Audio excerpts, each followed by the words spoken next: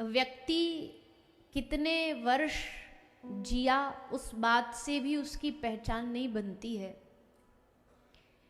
लेकिन उसने उस जीवन जो उसको प्राप्त हुआ उसमें उसने क्या क्या कर्म किए उससे पहचान बनती है। इतिहास के अगर हम कुछ नामों को गिने और उनके बारे में पूछें कि उनकी जन्म तारीख और मरण तारीख बताओ, तो जो बहुत ही ज़्यादा हिस्ट्री में पक्के होंगे एक आध वो तो बता देंगे, अन्यथा हर कोई। अब मीराबाई जी का जन्म तिथि क्या थी, तारीख क्या थी, किसी को मालूम है?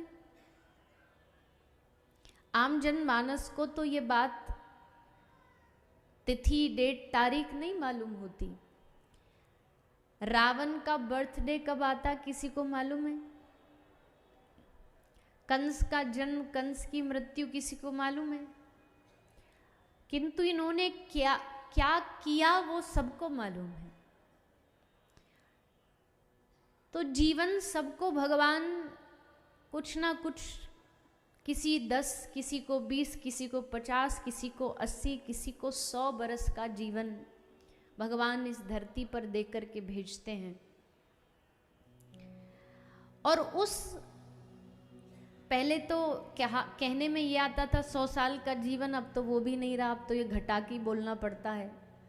60, 70, 80 साल का जीवन रह गया है। तो उस 60, 70, 80 साल के जीवन में व्यक्ति को कितने प्रकार के स्थिति परिस्थितियों का सामना करना पड़ता है, कितनी स्थिति परिस्थितियां उसकी जीवन में बदलती हैं। कभी कोई खुशी का माहौल आता है, कभी कोई थोड़ा शोक का विषय आता है, कभी बहुत आनंद का विषय आता है, कभी थोड़ा ऐसे दिन भी आते हैं जब व्यक्ति का मन, उसका चित्त बड़ा दुखी महसूस करता है। पर यही तो जीवन है, इसी का नाम तो जीवन है। एक हमारे भारत में हर स्टेट में एक डिश बड़ी प्रसिद्ध है और वो भारत से इजाद करी गई है। हमारे भारत में हर जगह पर चाट बहुत चलती है। अब वो कई भी चाट के प्रकार कई हो सकते हैं, पर चाट का मतलब होता है उसमें कई चीजें मिला के डालनी पड़ती हैं। थोड़ी हरी चटनी, थोड़ी लाल चटनी, थोड़ा सा तीखा, थोड़ा सा मध्यम, सबको मिलाकर के जो सबका मिक्सचर बनता है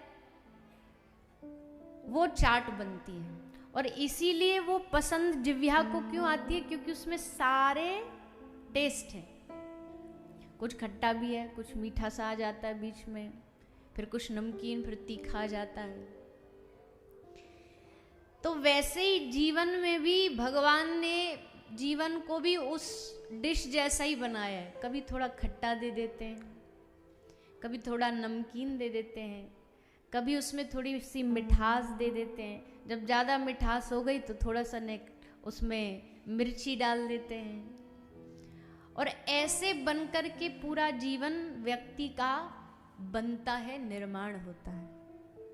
एक जैसी परिस्थिति कभी संसार में किसी भी व्यक्ति के साथ रह ही नहीं सकती है। कोई दिन आए हैं बुरे हैं, कोई दिन आए जिनमें भगवत कथा हो रही और भगवान की कथा आ गई ना, तो उसके बाद तो अब चाहे तुम्हारे दिन बुरे हों चाहे कैसे भी हों, कहते हैं ना कि अच्छे दिन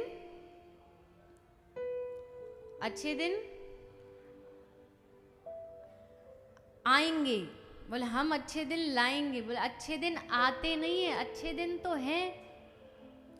अगर वो दिन भगवान से जुड़े तो अच्छे दिन हैं, अगर भगवान से नहीं जुड़े तो फिर आप किसी स्वर्ग में भी रह रहे हो, महलों में भी रह रहे हो, तो वो अच्छे दिनों की गिनती में नहीं आ सकते। तो आपके जो 7 दिन पीछे बीते, ये कैसे दिन थे?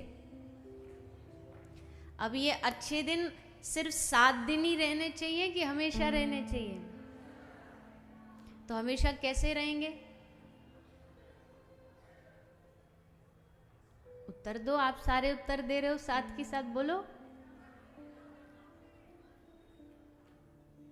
हमेशा, हर दिन, हर दिन, कोई दिन ऐसा खाली न जाए जिस दिन आप भगवान की कथा को ना श्रवण करें।